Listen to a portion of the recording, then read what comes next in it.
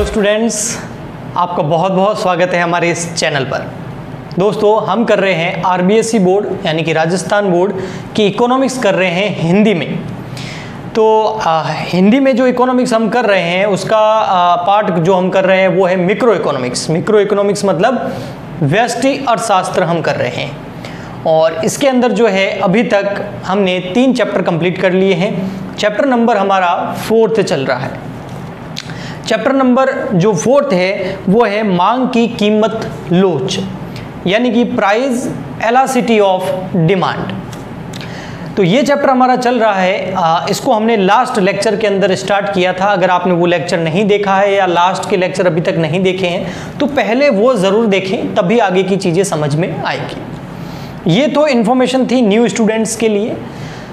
अब सबके लिए ये है कि आज आरबीएसई बोर्ड यानी कि राजस्थान बोर्ड का कॉमर्स का आज रिजल्ट आया है और रिज़ल्ट बहुत अच्छा आया। अपने कोचिंग सेंटर का, अपने जितने भी बच्चे थे उन सब का बेहतरीन रिज़ल्ट आया है, बढ़िया रिज़ल्ट आया है, 100% रिज़ल्ट रहा है। अगर आप चाहते हैं कि नेक्स्ट ईयर जब एग्ज़ाम हो आपका भी रिज़ल्ट बढ़िया रहे तो आप हमारे चैनल को सब्सक्राइब कर लें, बेल आइकन दबा दीजिए और हमारे लेक्चर्स को कंटिन्यू आप देखें। यहाँ पर हम अकाउंट्स, बिजनेस स्टडी और इकोनॉमिक्स पढ़ाते हैं 12th क्लास के लिए। और इसके अलावा लेक्चर देखें भी और उनमें कोई प्रॉब्लम हो तो नीचे कमेंट भी ज़रूर करें। पढ़ाई में निरंतरता रखें, रिवीजन करते रहें, संडे को टेस्ट ज़रूर दें। जो हमारा अकाउंट्स का टेस्ट हर संडे को सुबह 11 बजे होता है और इकोनॉमिक्स का हर संडे शाम को 5 बजे होता है। अगर आप ये पूरा करेंगे और कंटिन्यू करेंगे तो आपके एग्ज़ाम बहुत अच्छे होंगे और आपके परसेंटेज बहुत ज़्यादा अच्छे आएंगे। चलिए हम हमारे टॉपिक पे चलते हैं, चैप्टर नंबर 4 पर, जिसका नाम है मांग की कीमत लोच। चैप्टर नंबर कौन सा है? 4th। नाम क्या है? मांग की कीमत लोच, यानी कि price elasticity, price elasticity of demand. ठीक है, ये है नाम इसका इंग्लिश के अंदर और इसको शॉर्ट में कैसे लिखते हैं? ED। ठीक है, यानी कि price elasticity of demand, price elasticity of demand, मांग की कीमत लोच। ये लास्ट लेक्चर के अंदर हमने चैप्टर स्टार्ट किया था और उसके अंदर मैंने आपको बताया था कि जो चैप्टर नंबर हमने 3rd किया था उसमें एक मांग का नियम था। मांग और कीमत के बीच में जो संबंध था, प्रतिलोम संबंध, रिवर्स संबंध, जिसके बारे में मैंने बताया था कि अगर प्राइस बढ़ती है तो डिमांड कम होगी, प्राइस घटेगी तो डिमांड बढ़ेगी। लेकिन ये चैप्टर ये बताता है कि प्राइस और डिमांड में अगर कोई परिवर्तन हो रहा है तो प्राइस में अगर कोई परिवर्तन होता है तो मांग में भी होगा, यानी कि कीमत में कोई परिवर्तन होगा तो मांग में भी परिवर्तन होगा। लेकिन वो परिवर्तन कितना होगा वो हमें बताता है प्राइस एलास्टिसिटी ऑफ डिमांड, यानी कि मांग की कीमत लोच। आज के लेक्चर के अंदर हम पढ़ने वाले हैं मांग की जो ये कीमत लोच है इसकी श्रेणियां पढ़ने वाले हैं। ठीक है, तो चलिए मैं आपको लिखा देता हूं मांग की लोच की श्रेणियां। मांग की लोच की श्रेणियां। ठीक है, अब इसके अंदर कौन कौन सी श्रेणियां हैं तो पहले नाम लिखा देता हूं, फिर एक एक करके मैं एक्सप्लेन करूंगा। सबसे पहला जो है वो है पूर्ण लोचदार मांग, और ये जो है ED से यानी कि एलास्टिसिटी ऑफ डिमांड से जो है ये उसके अनंत या X लिख सकते हैं या उससे अनंत होता है ना। क्या होता है इसका साइन ऐसा होता है, मैं अभी आपको जब एक्सप्लेन करूंगा पूरा तो आपको बताऊंगा कि इसका मतलब क्या है। सेकंड होती है लोचदार मांग, और लोचदार मांग जो होती है वो हमेशा 1 से ज़्यादा होगी। ठीक है, ये 1 से ज़्यादा, ठीक है, इकाई से ज़्यादा, यानी कि 1 से ज़्यादा होगी। थर्ड है इकाई। थर्ड क्या है? थर्ड नंबर है आपकी इकाई के बराबर लोच, इकाई के बराबर लोच, यानी कि जो आपकी लोच होगी वो इकाई के क्या होगी? बराबर होगी। फिर है फोर्थ नंबर, टोटल 5 पॉइंट है। फोर्थ है बेलोच, बेलोच मांग। बेलोच मांग जो होती है वो आपकी हमेशा 21 से कम होगी। 21 से क्या होगी? कम, यानी कि 1 से कम। और लास्ट में है शून्य, शून्य लोच। ठीक है, शून्य लोच का मतलब होता है आपकी जो लोच होगी, यानी कि प्राइस एलास्टिसिटी ऑफ डिमांड जो होगी, यानी कि ईडी, वो हमेशा 0 होगी। ठीक है, तो ये 5 पॉइंट है जिनको इस लेक्चर के अंदर हम एक एक करके अच्छे से समझने वाले हैं। ठीक, तो चलिए स्टार्ट करते हैं हम। आप इसको लिख लीजिए, इस वीडियो को पॉज करके लिख सकते हैं, स्क्रीनशॉट भी आप ले सकते हैं। तो मैं तो यही कहूँगा आप हाथों हाथ ही लिख लीजिए कीजिए, जिससे आपके धीरे धीरे नोट्स बनने स्टार्ट हो जाएंगे। आप अपनी एक नोटबुक बना लीजिए। ठीक है, चलिए हम सबसे फर्स्ट करते हैं पूर्णतया लोचदार,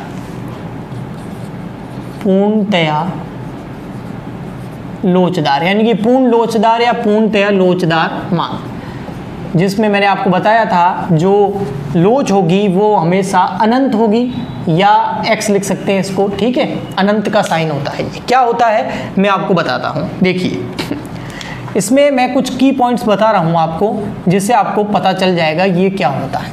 इसमें पहला, कीमत स्थिर रहती है। कीमत क्या होती है? स्थिर।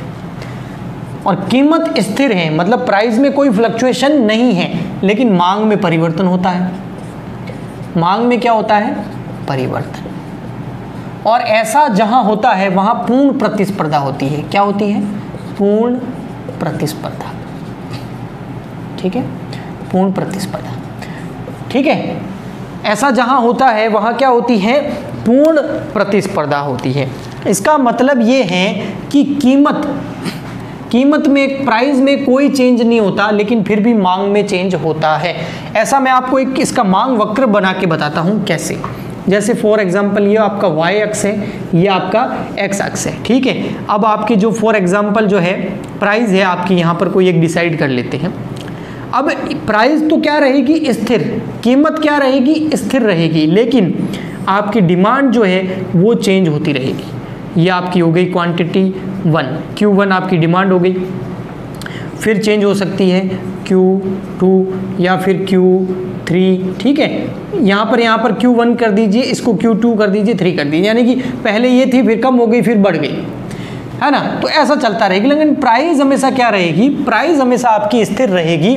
अगर प्राइस में परिवर्तन हुआ, अगर कीमत में क्या हुआ? परिवर्तन। अगर कीमत में परिवर्तन हुआ तो आपकी मांग क्या हो जाएगी? मांग हो जाएगी आपकी शून्य। इसलिए कीमत में परिवर्तन नहीं होता, कीमत स्थिर रहती है, ये देखिए, लेकिन डिमांड कभी इतनी, कभी इतनी, कभी इतनी हो सकती है। तो यहाँ पर जो आपका मांग वक्र बना है, ये जो मांग वक्र बना है, ये देखिए, ये जो बना है मांग वक्र, ये मांग वक्र कैसा है? ये मांग वक्र जो आपका बना है, ये मांग वक्र आपका एक्स अक्ष के, ये रहा आपका एक्स अक्ष, एक्स अक्ष के समानांतर है।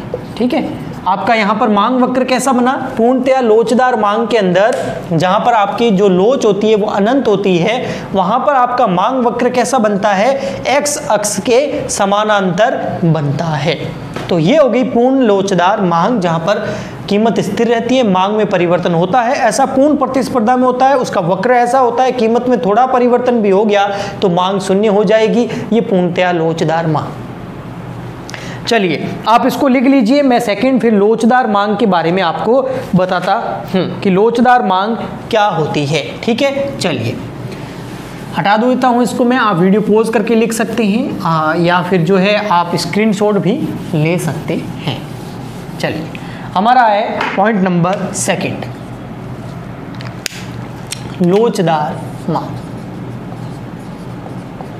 लोचदार मांग में मैंने अभी आपको बताया था, क्या बताया था? जो लोच होती है वो हमेशा क्या होगी? 1 से ज़्यादा होगी, 21 से ज़्यादा। जो लोच होगी वो क्या होगी? 21 से ज़्यादा। और क्यों होगी 21 से ज़्यादा? क्योंकि जो कीमत में जो परिवर्तन होगा, कीमत की तुलना में मांग में आनुपातिक रूप से परिवर्तन अधिक होता है। यानी कि थोड़ी सी भी कीमत चेंज हुई, मांग में बहुत ज़्यादा परिवर्तन हो जाता है। थोड़ी सी भी कीमत चेंज हुई तो मांग में क्या हो जाता है, बहुत ज़्यादा परिवर्तन हो जाता है। उसको लोचदार मांग कहते हैं, यानी कि जहाँ पर आपकी लोच जो है इकाई से क्या रहेगी, अधिक रहेगी। यानी कि मांग में आनुपातिक रूप से कीमत की तुलना में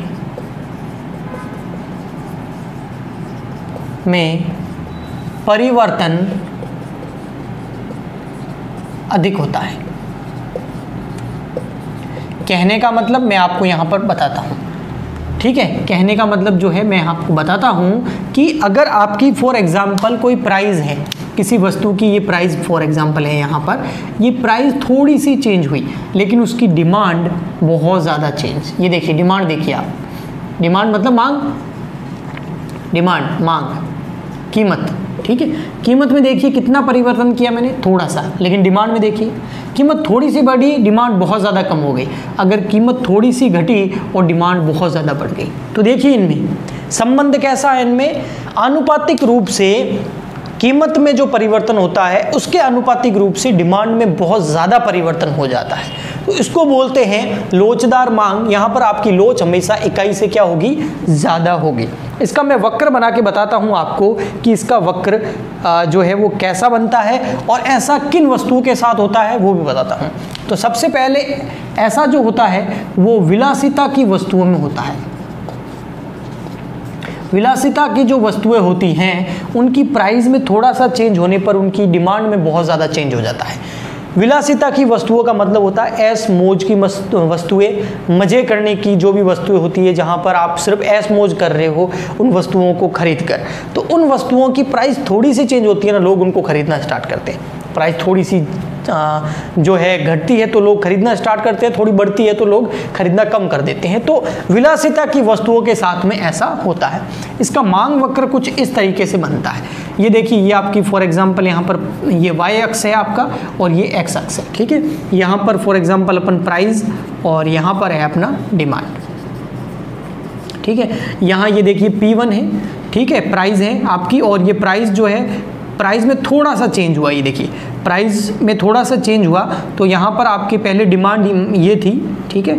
ये देखिए ये डिमांड थी आपकी पहले, ठीक है, ये Q, ठीक है। और प्राइस में थोड़ा सा चेंज हुआ लेकिन मांग के अंदर बहुत ज़्यादा चेंज हुआ। प्राइस जब ये थी, डिमांड ये थी, लेकिन प्राइस थोड़ी सी नीचे आई, डिमांड बहुत बढ़ गई। तो इसलिए इसका वक्र जो है वो कुछ इस तरीके का बनता है, ठीक है। समझ में आ गया? ओके सर, चलिए मैं हटा देता हूं, फिर अपन चलते हैं सीधा इकाई के बराबर लोच पॉइंट नंबर 3 पर। आप इसको पोज करके लिख सकते हैं, स्क्रीनशॉट भी ले सकते हैं, हाथों हाथ लिख लेना, बाद में कुछ नहीं होता है, ठीक है। अपनी एक नोटबुक बना लो, जैसा कि मैंने आपको पहले ही बोल दिया है। चलिए 3rd नंबर है हमारा इकाई के बराबर लोच। इकाई के बराबर लोच, यानी कि आपकी लोच जो होगी, है ना, लोच का मतलब प्राइस एलास्टिसिटी ऑफ डिमांड जो होगी वो हमेशा 1 के क्या होगी, बराबर। इसका मतलब ये है कि आपकी प्राइस के अंदर और आपकी जो डिमांड है उन दोनों के अंदर जो परिवर्तन होता है आनुपातिक रूप से वो बराबर होता है। यानी कि इसका मतलब ये है, मैं यहाँ लिखा देता हूँ, कीमत व मांग में आनुपातिक रूप से परिवर्तन समान होता है। इसका मतलब ये जितनी आपकी प्राइस में चेंज, यानी कि आपकी वस्तु की कीमत में जितना परिवर्तन होगा उतना ही आपकी वस्तु की डिमांड यानी कि मांग में परिवर्तन होगा, दोनों बराबर। अगर प्राइस थोड़ी सी बढ़ गई तो डिमांड भी थोड़ी सी कम, अगर प्राइस थोड़ी सी घट गई तो डिमांड भी उतनी ही घटेगी।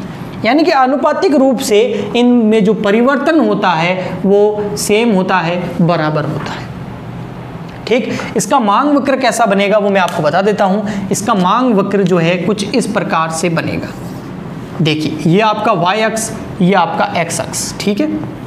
अब देखिए यहाँ पर प्राइस है आपकी कोई, ठीक है, और ये प्राइस जो है आपकी फिर कम हो जाती है। जब ये प्राइस थी तो आपकी डिमांड इतनी थी, ठीक है, और जब प्राइस कम होगी तो जितनी प्राइस कम होगी उतनी ही आपकी जो है डिमांड बढ़ जाएगी। यानी कि जितना प्राइस में चेंज उतना डिमांड में चेंज, ठीक है। तो मैं आपको इसका वक्र बना के बता देता हूँ। इसका जो वक्र बनेगा वो हमेशा ऐसा बनेगा, देखिए ऐसा, ठीक है, ऐसा बनेगा वो हमेशा, ठीक है। ऐसा क्यों बनेगा उसकी वजह भी है हमारे पास। ऐसा इसलिए बनता है क्योंकि इन दोनों में जो परिवर्तन होता है प्राइस और मांग में, उसका आनुपातिक रूप से वो हमेशा बराबर होता है। तो ये जो मांग वक्र है इसको आयतकार मांग वक्र जो है, इसको, इस मांग वक्र को आयतकार और हिंदी में एक और वर्ड है मैं आपको बता देता हूं, अति परवलय बोलते हैं। इसका नाम है मांग वक्र का, ठीक है। तो तो ये आपके सामने है, आप इसको फटाफट से है ना नोट कर लीजिए। उसके बाद जो है मैं आपको पॉइंट नंबर फिर 4 कराता हूं, ठीक है। समझ में आ गया ये? ओके सर, ठीक है, इसको मैं हटा देता हूं। अब है अपना पॉइंट नंबर 4, बेलोच मांग। यही है ना पॉइंट नंबर 4, क्या है अपना? बेलोच मांग, ठीक है। तो बेलोच मांग के बारे में, यानी कि बेलोचदार मांग के बारे में अपन पढ़ रहे हैं, ठीक है। तो पॉइंट नंबर जो है आपका 4, थर्ड हो गया हमारा, 4th point number, 4th point है बेलोच या बेलोचदार मांग। और इसमें मैंने क्या बताया था, हमेशा जो आपकी मांग की लोच होगी वो 1 से क्या होगी, कम होगी, 1 से क्या होगी, हमेशा कम होगी, ठीक है। ये बेलोचदार मांग ऐसा इसलिए होता है इसके अंदर क्योंकि यहाँ जो मांग में परिवर्तन होता है वो कीमत की तुलना में कम, आनुपातिक रूप से कम परिवर्तन होता है ना। तो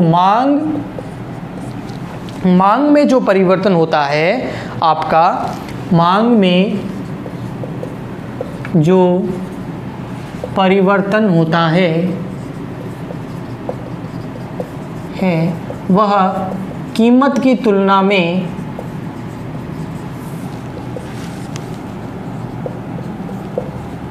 आनुपातिक रूप से कम होता है।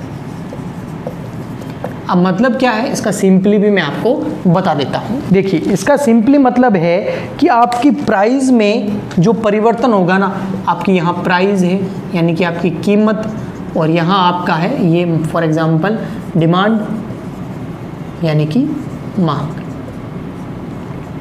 यहाँ पर जो आपकी जो प्राइस है उसमें परिवर्तन, फॉर एग्जांपल आपकी प्राइस इतनी बढ़ गई तो डिमांड पे इतना इफेक्ट नहीं पड़ेगा, डिमांड उससे थोड़ी सी ही घटेगी। अगर आपकी प्राइस बहुत ज़्यादा कम हो गई तो डिमांड आपकी कोई बहुत ज़्यादा नहीं बढ़ जाएगी, थोड़ी सी बढ़ जाएगी। समझ में आ गया?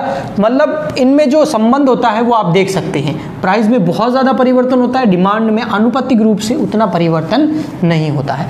तो इसका वक्र भी मैं आपको बनवा देता हूँ कि इसका वक्र कैसा बनेगा। तो आप देखिए इधर, ये आपके y अक्ष, ये आपका x अक्ष, ठीक है। यहाँ प्राइस थी आपकी कुछ और यहाँ आपकी ये थी आपकी मांग, ठीक है। और प्राइस और मांग जो है इस तरीके से थी। अभी प्राइस बहुत ज़्यादा कम हो गई लेकिन कोई डिमांड कोई ज़्यादा नहीं बढ़ेगी, डिमांड थोड़ी सी ही बढ़ेगी, कोई ज़्यादा डिमांड में फ़र्क नहीं।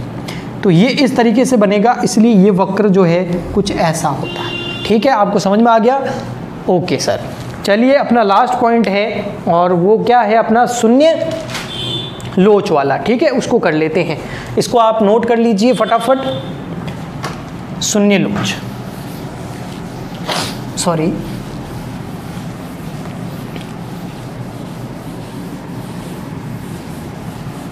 शून्य लोच, पॉइंट नंबर 5th।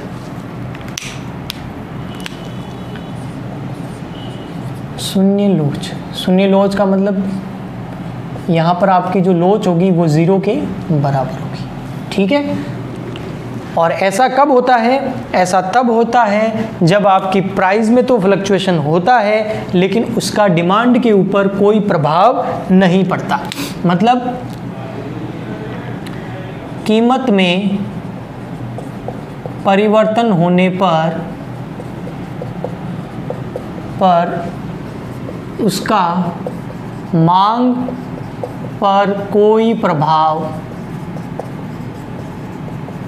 नहीं पड़ता है, उसका मांग पर कोई भी प्रभाव नहीं पड़ता है। यानी कि आपकी प्राइस में तो चेंजेस होंगे, ये प्राइस में तो चेंजेस होंगे लेकिन डिमांड में नो चेंज, कोई चेंज नहीं। ठीक है, इसका मैं वक्र आपको बना के बता देता हूँ।